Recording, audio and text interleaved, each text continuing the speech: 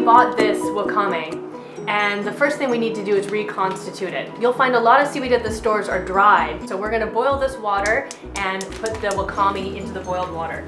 How long are we going to boil it? My guess is like, what, 5 minutes? 20 minutes. My guess is wrong.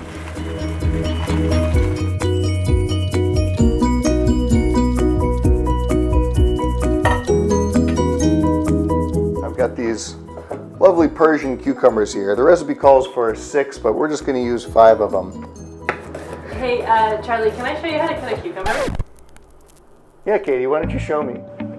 So in order to get a thinner slice on your cucumber, you need to put your fingers in the appropriate place. With the non-cutting hand, put your fingers down and then you actually bend your knuckles so that the knife is going to hit the knuckle.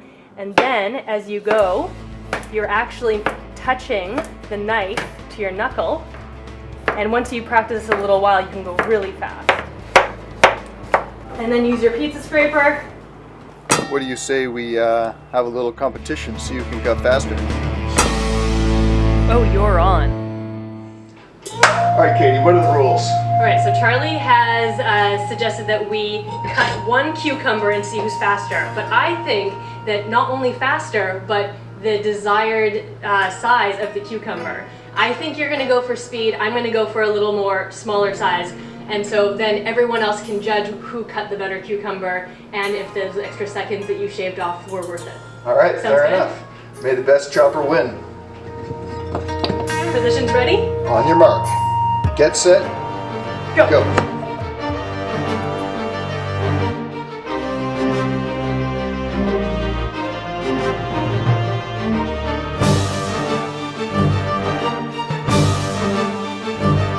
Spill. Done! Oh, Charlie! Damn, you nailed that! Woo! Well done! The teacher has become the student. Time to check in on the wakame. Charlie, I think we need a bigger pot. We went from a fairly small pot to a larger pot to the largest that we have. So be sure that when you're going to make this recipe that you have a very large pot. That seaweed grows. Once the water's boiled and the seaweed's in, you actually want to turn the water off. If you leave the seaweed in too long, it becomes jelly and gooky, and that's not what we're looking for. All right, now it's time to take our reconstituted seaweed and strain it out and cool it down. So Katie just asked me, where's the strainer? And I had to inform her that I've been using a makeshift strainer. I promise this will work, but it's going to require just a little bit of extra care. And in fact, we're going to need a bigger pot. That smells just like the ocean. Reminds me of my youth when I would go up to the Mendocino shoreline where my grandparents lived and play among the seaweed.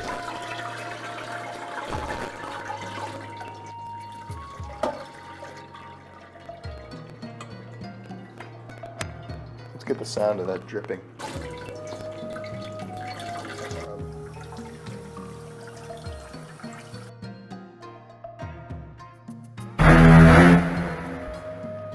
Isn't it an invasive species in California?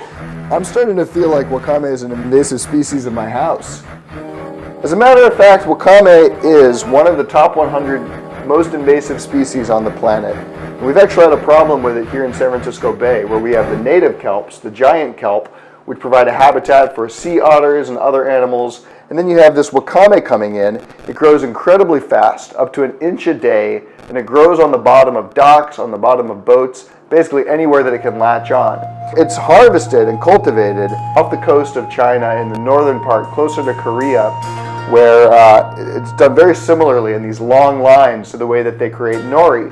But unlike nori, which you have to actually seed onto the ropes, wakame just latches on any nets that you put in the water. So it's a very prolific plant, and if you don't get a handle on it, it can actually grow out of control. But controlled in the right environment, it could be a great addition to seasteading industries. Okay, it's time for the salad dressing, and we're going to break this down into 2 parts. First is the vinegar solution, and then comes the oil. We've got 1/4 cup of apple cider vinegar, and we're going to put that into a medium mixing bowl. And then we've got honey. So it's really just a taste of honey, if you will. A taste of honey, tasting much sweeter.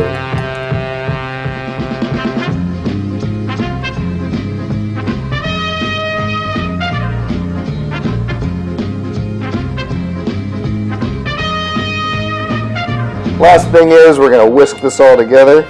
I've got the world's smallest whisk here.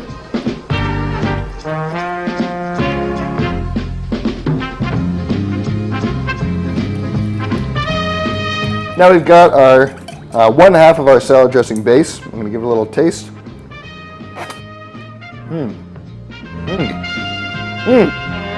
Uncommonly good. So we can move on to the second half of the salad dressing, which is our olive oil and toasted sesame oil. And the last ingredient, essential to eating like a seasteader, always is salt. Oop, just lost my whisk.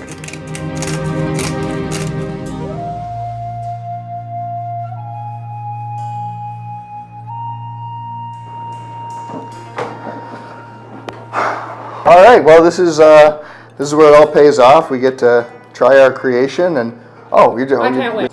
The seaweed is quite chewy. The cucumber adds that crunchiness that makes it so that it doesn't just feel like a big mushy pile of slime in your mouth.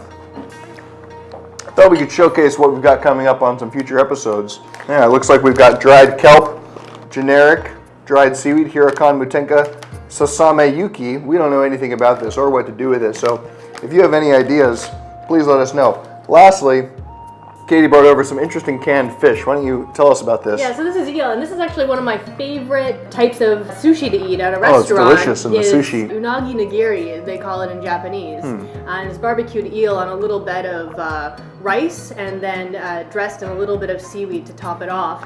And I think as long as we get the barbecue sauce right, that we're gonna love making this at home. So. Have you ever eaten it out of the can, though? Never eaten it anywhere other than a Japanese restaurant. This squid does not look too appetizing to me. Are you telling me that we're actually gonna try to make canned squid?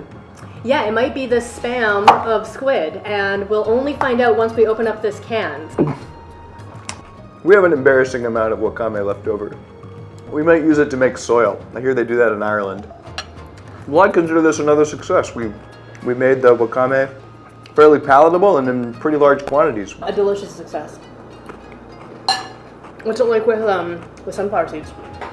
Uncommonly good.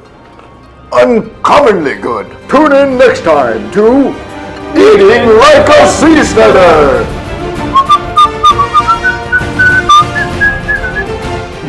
You've got a serious problem. How many times must a man make wakame before you can call him a seasteader? The answer is floating in the sea.